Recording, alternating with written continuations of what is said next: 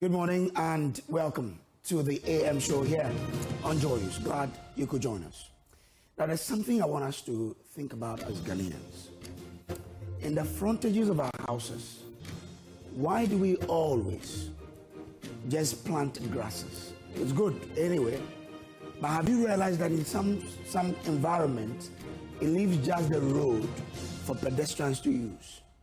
So someone was talking to me yesterday and was asking, why can't we make walkways through those grasses for people to use, to jog in the morning, to walk through when they need to use the road but have to walk?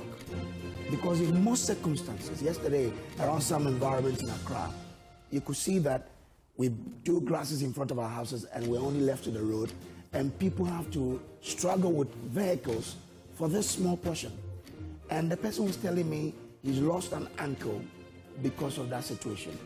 Can we probably have a rethink on this, the way we are beautifying the environment? When you do grasses, it's good because it helps the environment, but can we do a walkway through that so that human beings can walk through on those walkways when they need be? I hope we'll start thinking about that and see how that can really help us. Well, this morning on Matters Arising, we are examining growing tensions between Parliament and the head of the judiciary following the minority's decision to hold a press conference and boycott the Chief Justice's recent visit to the House. The minority says the move was a protest one against what it describes as judicial interference, while critics argue it may have been unnecessary and politically motivated. So was this a legitimate constitutional stand or simply much ado about nothing? We'll also turn our attention to Parliament itself as minority cautions the majority against rushing bills through the House. Should Ghanaians brace for more confrontations on the floor of Parliament, or is there still room for dialogue and restraint to preserve parliamentary order? Because the minority say this time around they will not be pushovers. They will not allow the majority to have their way because they want to use that to check the government and the minority itself. And later on, we'll bring you a conversation with Gabi Asari Ochre Dako Esquire. You know, when we meet him, there's a lot we need to unpack because there's a lot at stake when he is on the seat. Now, on Matters Rising, helping us unpack these issues will be Wanda Mandilo. He's the development analyst and member of the NDC's communication team. Awal Mohammed is a member of the NPP's communication directorate and lecturer in political marketing at the University of Education, wherever Dr. Bernard Tutubuahine. Also representing Hopes Adoya is Director of Field Operations of the United Party. So those will be our guests on the news review this morning. It's now time for us to begin with the AM News, which will be presented by Denise Apoma-Ejay, followed by the AM Sports. My name is Samuel Kojo Brace, and I always do this with Emefa Akusia Adeti. On behalf of our production team, the men and women who put this together, we say thank you for choosing us. Please do stay. Hello, good morning, and welcome aboard to AM News. My name is Denise Apoma-Ejay. We begin from Parliament, where the minority is sending a strong warning to the majority ahead of the resumption of Parliament, indicating that they will not allow government to rush any bill through the House under certificate of urgency. The caution comes as part of opposition's measures to escalating their duty of holding government to check. The minority... Playing for your country, easy. Scoring, easy. Winning, easy. You know what be easy now? Kibo 4-in-1 Gary mix. Aye easy. It gets everything inside. Gary, creamer, sugar, roasted granules. Just add water. Sharp my soakings make ready. Taste and energy. Made easy. I'm a match winner, but the real champion is Kibo 4-in-1 Gary mix. Champion taste. Also available strawberry, coconut, and chocomore. This advert is FDA approved. Featured their verdict on key issues both in and out of Parliament. The first took on the Gold Board and the Bank of Ghana, describing the $214 million loss in the Gold for Reserve program in 2025 as a financial loss to the state. Let me remind the Central Bank that His Lordship, Justice Afre of blessed memory, in the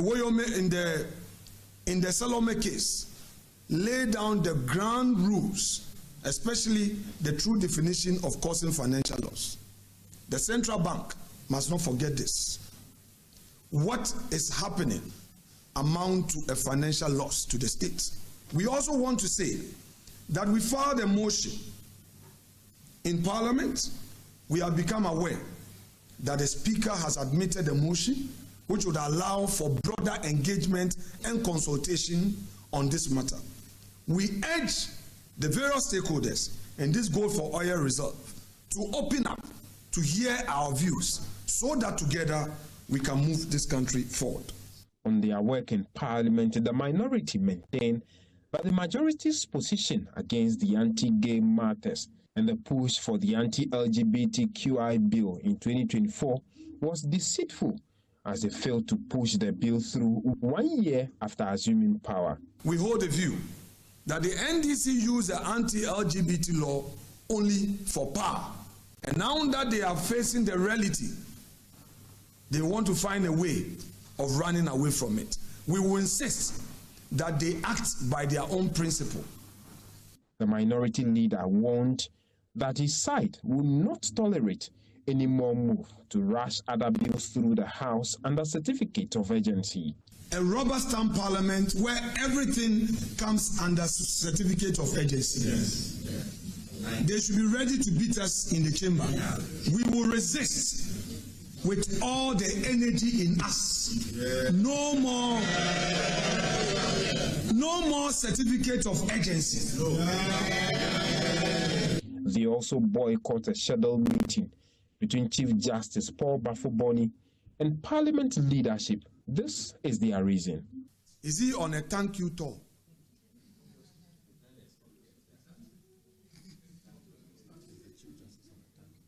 Is my Lord Bafuboni on a thank you tour, thanking the government for appointing him as a Chief Justice? And we hear today he is coming to Parliament. We, the minority, don't see him as a tolerant head of the judiciary, because members of the minority came under attack when we criticized the processes leading to his nomination. We will therefore not be part of his thank you tour. If he wants to engage us, our offices are open. He should come and engage us, and we'll let him know things that we find wrong. All eyes are on Alexander Penyumakin and his side of the House on what posture they will adopt in enforcing this threat as Parliament reconvenes in early February. James Savaji, Parliament House, Accra. And from Parliament, let me take you to the Central region, where residents of Cape Coast are set to enjoy improved nighttime visibility and enhanced security following the donation of 400 bulbs by the Member of Parliament for the constituency, George Kweku Ricketts-Hagan, to support the maintenance of streetlights across the constituency. The MP explained that the initiative is aimed at directly benefiting residents and forms part of his commitment to serving his constituents. The gesture forms part of broader efforts to safeguard the well-being of residents while boosting economic activities within the constituency. Receiving the 400 bulbs on behalf of the Metropolitan Assembly, the Metropolitan Chief Executive of Cape Coast, George Justice Arthur, commended the MP for the initiative while cautioning residents against tampering with streetlight installations. We thank Honorable George Kweku Ricketts-Hagan for such a wonderful gesture. He has actually supported the metropolis, especially his constituency, with about 400 pieces of street lights. The aim is to lit Cape Coast and to lit the communities within Cape Coast South. So we thank him very much for what he has done.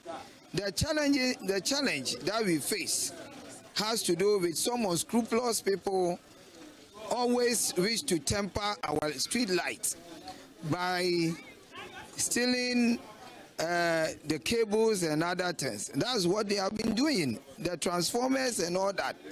So as a mayor, we have actually been collaborating effectively to make sure that we fix all these street lights in Cape Coast so that we will not see darkness in Cape Coast.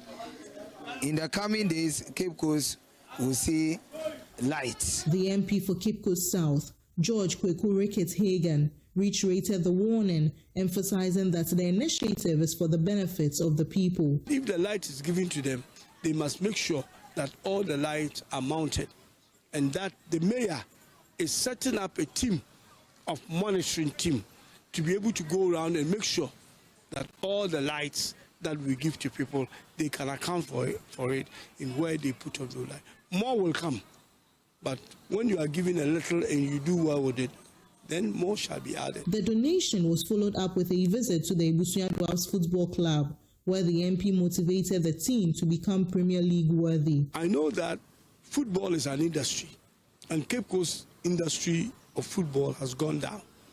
We have built one of the state-of-the-art stadiums in Ghana, which is the Cape Coast Sports Stadium, which we have. But we don't have a club here that plays at that level. So even players, footballers in Ghana, premier footballers in Ghana, don't get to play, because for a premier club in Ghana to play in our stadium, they must play a premier club. So not only is Dwarfs denied playing there, but premier footballers are also denied because we don't have a comparable club for them to come and play with. We have to change that dynamics. We are close. We have to push Dwarfs over the finishing line. From Cape Coast, Abigail Lisol Nkrumah reports for Joy News. Let's stay a while in the Central region because the African Footprint Foundation has commissioned a rehabilitation center in Cape Coast to provide specialized care for people living with stroke, dementia, Parkinson's disease, and other neurological conditions. The facility aims to promote awareness of physical therapy's role in recovery and improved quality of life, with the Danish ambassador to Ghana, Jacob Linov, announcing ongoing training for local personnel to ensure sustainable specialized care.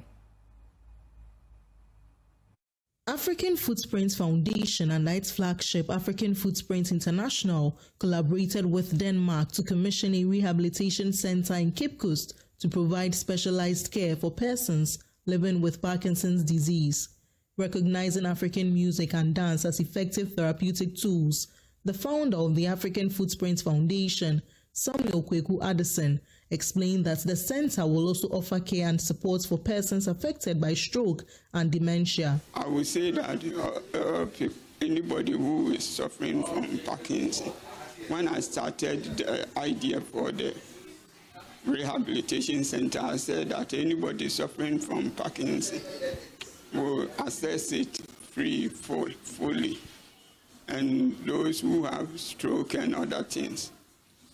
But those who have good health and would like to train to maintain or sustain their energy or whatever, then they could contribute to sustain the whole project.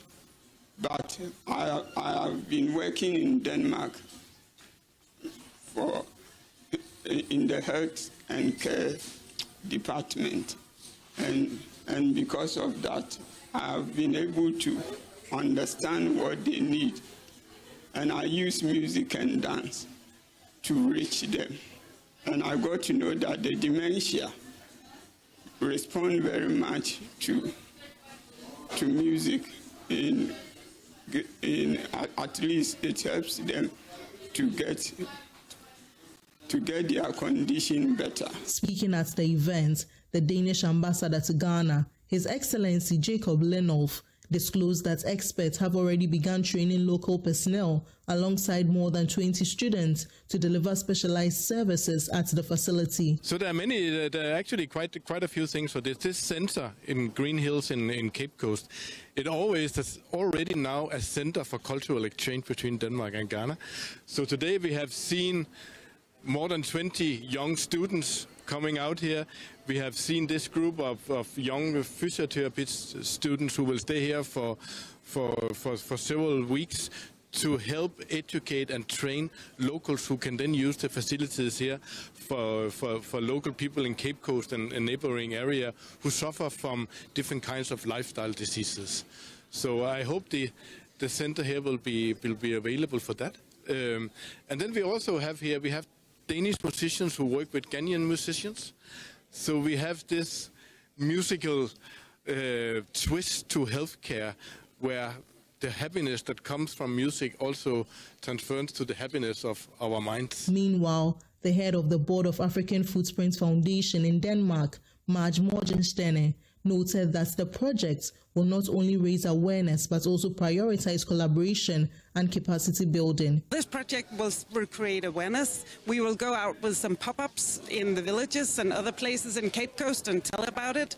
And then people can come forward to this clinic and also to our collaboration with the teaching hospital and UCC. And get advices. So we have the students here, but we also collaborate with physiotherapists in Ghana. So we work together and we inspire each other and we will build up capacity. From Cape Coast, Abigail Lissel Nkrumah reports for Joy News. From the Central region, let me take you to the Ashanti region. Residents of Ejiso have welcomed a new ECG stakeholder WhatsApp platform that has improved fault reporting and response. ECG officials say the platform, involving over 600 stakeholders, has helped cut outages by half, improving power stability as other parts of the region continue to experience intermittent blackouts lasting for up to 5 hours. The Ejiso ECG district is one of the largest operational areas, as it serves several communities in at least 4 districts in the Ashanti region. The increasing number of customers and demand for stable power required an innovative approach to meet demands. Stakeholders, including assembly members, security agencies, educational institutions and others, are on the ECG WhatsApp platform. Complaints of faults with a waiting time of less than 5 minutes are dealt with by a standby team of engineers. Stakeholders platform at Abankro Macho Junction. District engineer at the Ejiso ECG, Sylvester Kwame Afedo, tells Joy News over 600 stakeholders are engaged on a regular basis, improving efficiency. In the beginning, we started with assembly members, so we realized that we need to expand it or let others come on board. So if you are a customer of Ejiso District ECG and you report a fault, we pick your number, we called you, we will tell you that we have this platform, we will add you to it. So you could see that almost all the institutional heads are on it. Police head, even all the SHS around Ejiso District, their heads are on it. MC, the current and the past one, they are all on it. We have anybody who comes across, come to our office to report a fault, we add you to it. The daily engagements, which allow customers to report faults either through writing or voice notes, have helped reduce outages by more than half. It has also improved supply and customer satisfaction. It has really helped us in reducing our outage duration. Before the platform was created, when you look at our outage statistics at the end of the week and at the end of the month, the outage duration was quite high. But after creating the platform, has reduced our outage duration for more than half. So if you don't even have our number, you quickly report to the assemblyman report. So to make our work so efficient, it makes us have quick access to the problem within the district and attend to the customers as easy as possible. It makes us so efficient. Electricity consumers have hailed what they say is a proactive move of the Ejiso ECG office. They attribute the stakeholder platform, created about a year ago, for reliable and stable power supply in the area. There was no one for you to speak to where there's a problem. You have to come to the office and report the issue. So when they added me to the platform, it has reduced the gap of communication between myself and that of ECG. So it has really helped me to get information even when there's going to be outages of power. You're able to get first-hand information before it happens. Problem be a beba me hu a me frɛ wo mo no. In 5 minutes no more to omo ka dru ho. E na me anso yesoro ho adwosoman ho. light ne ta dundum rough nti ano so ebi a medru on the fie bi mu ho a problem asi a ene bi jaw me fa phone na me fra omo ana se me ye audio eto so. While residents of Ejeso are celebrating ECG in the area, the situation is the opposite in Bomso, Aija, Tech Junction and Akatego. Intermittent power outages are more than common in these areas. Just offer one, so before one son, I have and the baby a baby 3 hours, 2 hours from my baby. Her lighting system, dear, and your crack. And you know, you try a report to Eddie Achreno. A mayor Muton, so light Yano Muditon, so near Dumno. Near the market crano, and your crack. Yes, Rama, your fridge in your ass, say.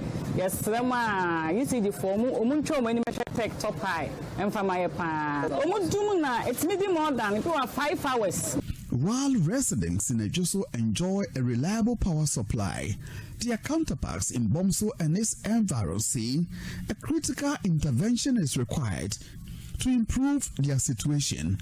From Kumasi, for Joy News, Oyementeria reporting.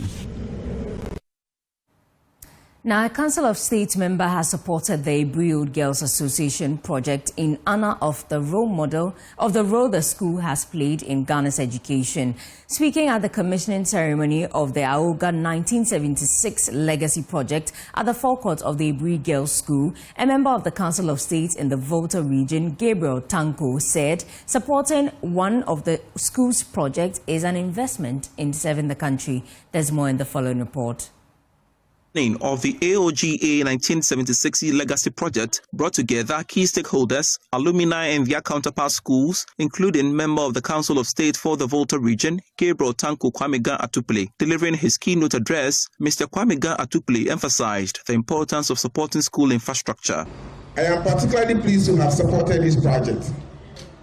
I did so because I believe strongly that education remains the foundation upon which our nation progress rests. When we support our schools in tangible ways, we are investing directly in leadership, discipline, and service to our country. Ebri Senior High School has played this role for generations. It deserves to be supported by those it has nurtured. President of the AOGA 1976 year group, Adlid Ano Akumi, expressed their hope to continue supporting the school to the best of their capacity. Pensioners now, and we hope and pray that in the very near future we'll be able to do something. Maybe not to this magnitude. In fact, when we were 45 years, we presented 300 assembly halls chairs to the school, and after 50 years we've done this. We pray that if God gives us good health and we get support from others, we'll be able to do something more for the school in our lifetimes. The project, a new garage, will house the school's vehicles, an urgent need for the institution. The unveiling marks the silver jubilee of the 1976 year group. To our first story, a senior lecturer at the University of Professional Studies, Accra, UPSA, Dr. Eric Boachi Yadom, is urging government to capitalize on the current high gold prices, which has hit a historic $5,000 an ounce, to strengthen the Ghanaian cedi and boost the economy. According to him, Ghana has a unique opportunity to leverage this strategic resource to bolster its gold reserves and economic stability. He spoke to Joy Business. The continuous upward movement in gold prices, I think that it will help us to be able to improve on our reserve and also have substantive reserve to support the Ghana cedi. We should also be mindful that there has been some sort of an inverse relationship. If we look at the trajectory or the relationship between gold prices and the dollar, anytime gold is doing well in the international market, it means that the local economy in US, they are generally not doing well in the US, and the US dollar will be at the downside. You know, when things turn and the US dollar tends to do better as compared to gold, that means that people are saving more, or countries are saving more in the dollar. It also have its negative effect. You know, so we just have to be able to invest in strategic positions at the time that gold prices are good. we should also be mindful that if the gold price goes up relative to our other commodities like cocoa that we have depended on for some time, it makes the cedi improve against the dollar. And the Bank of Ghana has reiterated its strong commitment to ensuring that the country fully harnesses the benefits of open banking as part of efforts to deepen financial inclusion and drive innovation within the financial sector. Speaking at an event on virtual assets and open banking, Second Deputy Governor of the Bank of Ghana, Matilda Asante-Asiedu, said open banking presents a major opportunity to transform Ghana's financial ecosystem. Open banking will not succeed only as a regulatory project, because it's not just about regulation. It must be a movement, an ecosystem movement. So let me close with a call, a few words. To the banks, open banking is not a threat. I believe it's a growth opportunity. To the fintechs and developers, build solutions that are scalable, secure, and customer-centric. To ecosystem partners, help shape standards that actually work for Ghana. At the Bank of Ghana, we are fully committed to the process and to working with all the stakeholders to unlock the full potential of open banking. And I believe that together we can build a financial system that is more connected, more inclusive, more innovative. And that's it for business. That's it for AM News. For more news, please log on to myjournalonline.com. But we're wrapping up with the commodities market, and sports will come next.